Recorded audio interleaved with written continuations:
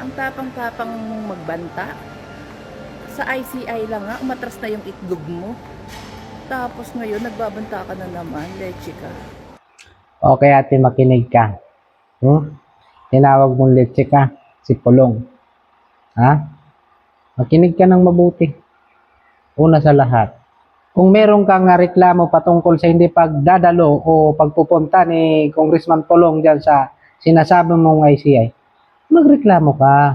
Magreklamo ka. Sampahan mo ng reklamo sa ombudsman.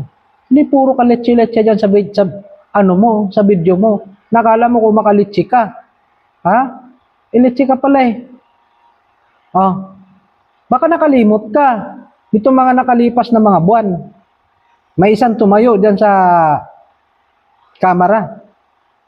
Wala pang 5 minutes, sinupalpal, tapos kagad yung hearing.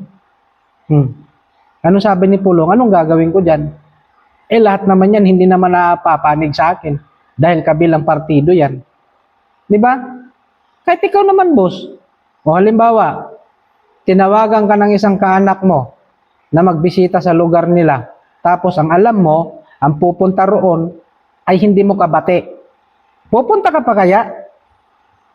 Hindi na kasi wala nang feeling, wala nang saya dahil hindi mo kabati ang iba mong kaanak o mga tao na nandoon sa mga kaanak, doon sa kaanak mo na nag-imbita sa iyo para mag-happy-happy. Ganun lang ka-basic, ate, ha?